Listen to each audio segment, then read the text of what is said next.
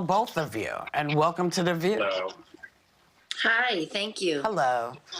You and Dr. Deutsch did an Instagram live video together a few weeks ago to get a message out to young people about what they should be doing. What was your goal with this?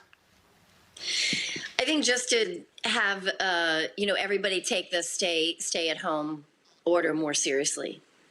Dr. Deutsch, you're an ER doctor. You run an urgent care center in New York City, probably in my old neighborhood.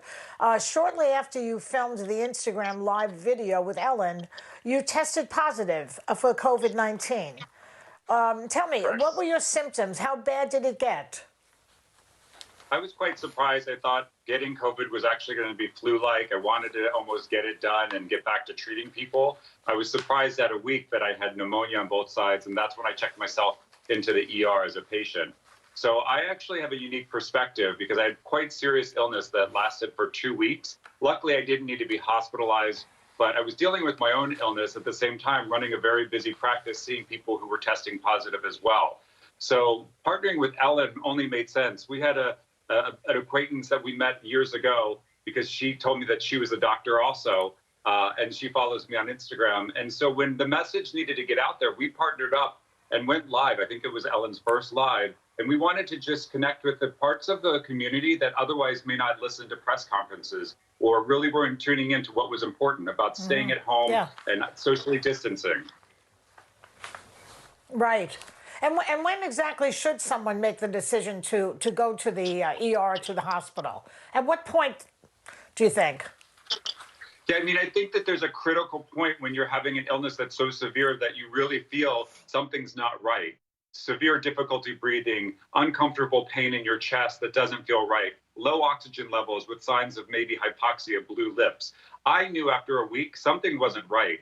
And, I think that was my indicator. And I think everybody that's pretty sick generally has this gut feeling that says, wait, I need to get help. Of course, the hospitals are overrun with patients and we need to reserve the critical care resources. But when those type of symptoms are presenting, you should think about considering needing hospitalization. But urgent cares are a great alternative. We're seeing a number of patients. We're testing for COVID. We're testing for antibodies. And that allows us to keep people out of the hospital. So knowing your resources, talking with your doctor, telemedicine, listening to Ellen, all of those, I think, have a big role in how we can manage our symptoms and expect how to get treated.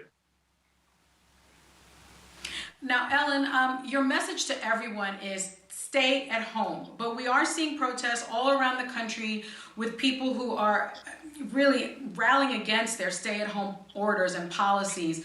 How do you feel about the protests? Because some Americans are just, they're out of work and they're scared about losing their homes. And that's completely understandable. And listen, in these times, I have to say, they have every right to protest. We have every right to have freedom of speech, and they have every right to protest. So, we have to support those two rights first and foremost, especially during this time. But I think that the dangerous thing, obviously, is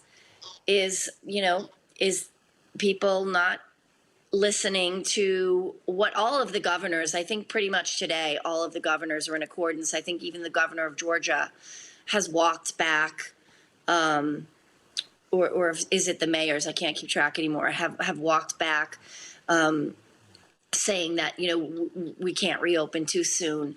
And so, I mean, listen, there's always going to be a small fraction, and I think this is what this is, a small fraction of people who are going to go against the science, who are going to go against what the doctors are saying.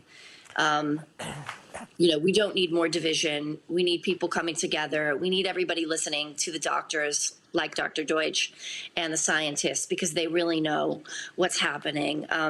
I would urge everybody to listen to the science, not necessarily the politicians, because I don't think that they have lots of agendas, and the economy being one, and that's very important. And, to the people protesting, the irony is you could reopen your small business, but is anybody going to show up? So, I mean, I think, you have to sort of look at the long game and be intelligent and say, okay, I can be defiant and I can think this is over dramatized, or I could think it's fear tactics and I can open up my small business, but is anyone really going to show up? And then, if those people who are so adamant about protesting and so adamant that this is sort of all fear-based, if you get sick, maybe you should just stay home and don't go. You didn't mind putting doctors and nurses at risk, or anyone who works in a hospital for that matter. If you don't mind putting them at risk, then you shouldn't then go ask for their help if you get sick. Hopefully they don't get sick. We don't want anyone to get sick. And if people are looking for work, I love what the governor of New York said, Andrew Cuomo, who's been an incredible source of strength, I think, for everyone during this time. Essential work and essential workers is something probably a lot of states need.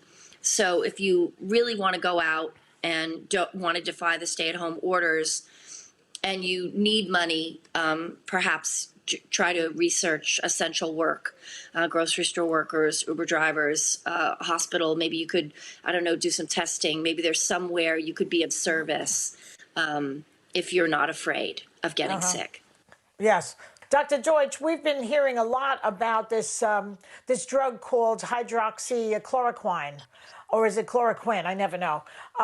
Trump has been promoting this as a possible cure for COVID-19, but studies have shown that this drug hasn't been a benefit and actually leads to a higher rate of death among patients who have COVID.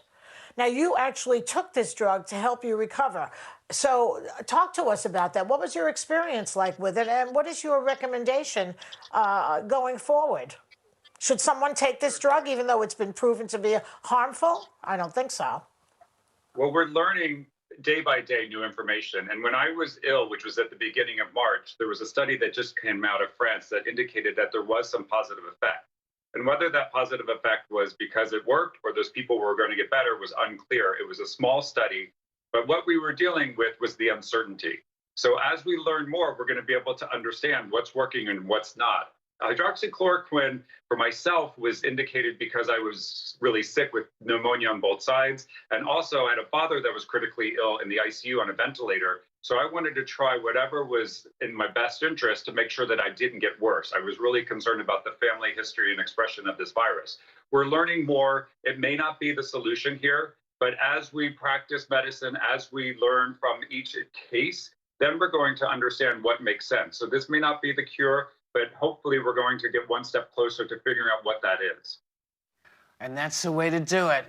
Thanks to both of you, both to you, Ellen, and to you, Dr. Jake.